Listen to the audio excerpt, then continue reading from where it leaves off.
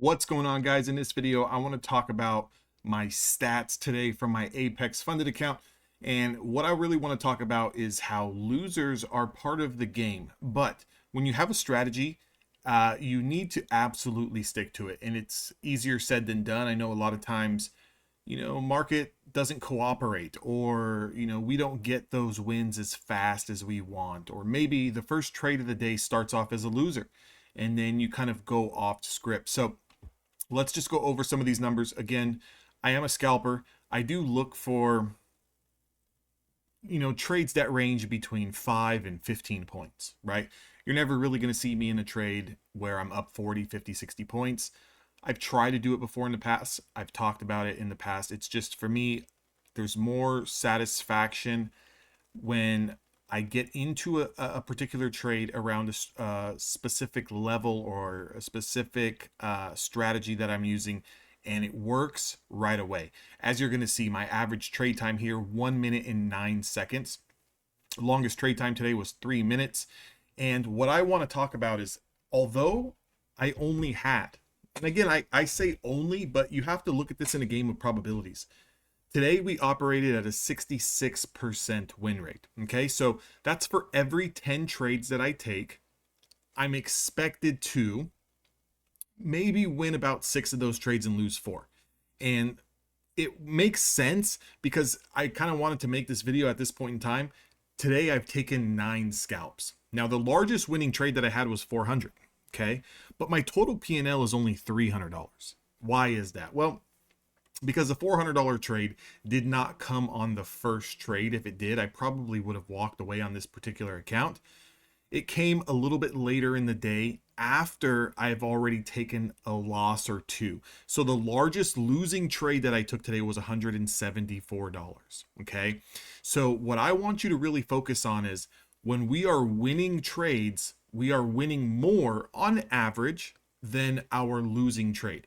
And for a lot of you guys, I do operate a negative risk to reward when I enter the trade. Okay, so it doesn't necessarily mean that either I'm going to lose 2x or 3x and make 1x, but what it means is that when I enter this trade, it's completely open to a negative risk to that reward that I'm seeking, because a lot of times I'm seeking 5, 10, 15 points.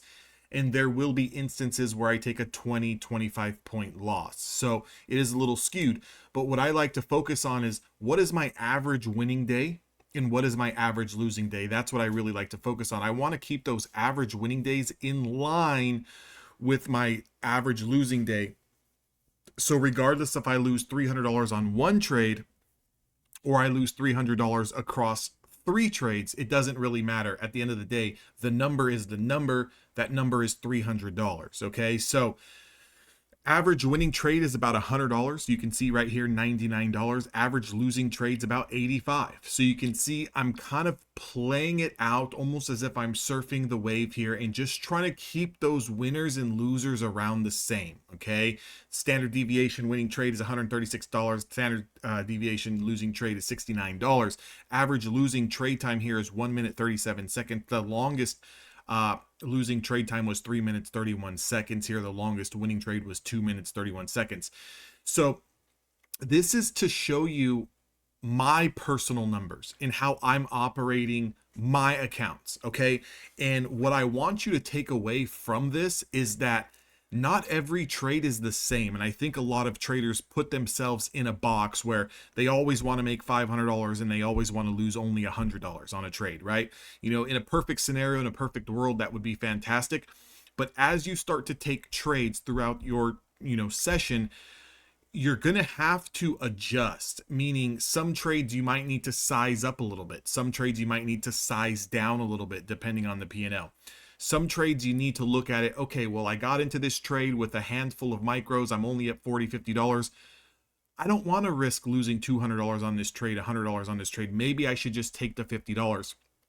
Those are adjustments that you need to make in real time. And a lot of times, if you go into every trade expecting to make $250 and losing $200, and you get to $150 in profit, and then it goes and stops you out for $250, that's probably not the smart thing to do long term over time, right? So again, my numbers over time, over a basket of trades, it works out to a plus percentage on profitable trades because of the fact I am navigating this way, where if I know that I'm trading a $50,000 account with a starting balance of, $2,500 worth of drawdown, I'm not looking to go out there and give up $1,000 losing day.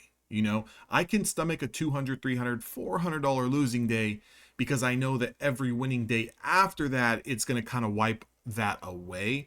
And the odds of, especially if you're a scalper and you're not someone who's looking to just take one trade a day or, one trade a week, if you're running up the numbers, meaning the number of trades that you're taking, after that, it's all about the math. So win, lose, tie, break even, draw, it doesn't really matter what's happening. What needs to happen is you need to take more trades. Now, again, whatever strategy you're using, I use about 3 or 4 different strategies. They're all going to be losers and they're all going to have winners. But over a long sample size, over a big sample size, if you've back tested enough and you've taken enough of these trades and you know how to manage your trades, you should be on the plus percentage. And again, I believe you want to set it up to where it's the strategy or whatever it is that you're using to take trades is profitable. So for example, maybe you have an awesome strategy and you're looking for 25 points, but your win rate is sitting at 40%, right? And out of those 25 points that you're looking to make, because maybe that number is your favorite number, or maybe you like the dollar amount that's going to net you, but maybe you're always getting 12 points and then you're getting stopped out for a max loss more times than not. So an adjustment in real time would be, okay, if I have a strategy that's working, let's say 60, 70, 75% of the time, but it's not working for 20 or 25 points, I see that it's working a lot more for 10 to 12 points, then I think you should switch to 10 to 12 points and boost up that win rate percentage, which overall, over a large sample size of trades, is going to get you to be net positive and get you to passing more funded accounts, getting into more funded accounts, getting more payouts potentially. Again, run multiple accounts. Don't just trade one account. Have multiple evaluations going, multiple funded accounts. It's going to be the best thing you can do because you're definitely going to spread out that risk. So just kind of wanted to show you guys some of my stats on how I operate. So today we're going to finish the day with $303 on this Apex funded account. The current balance is $54,600. So it's due for a payout here. I'm kind of just nursing it along here. Just a few more days to kind of build up that cushion for when I do take that payout.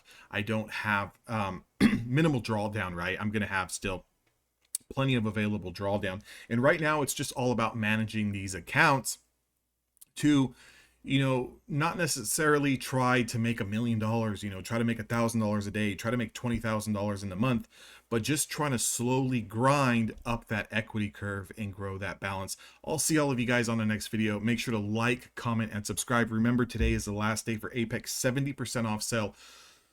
Although the cost of the evaluation is a little higher, you cannot beat that $40 activation fee. Okay, that $40 activation fee is everything. I will see all of you guys on the next video. Make sure you use code DAnthony, and I'll catch you guys all next time.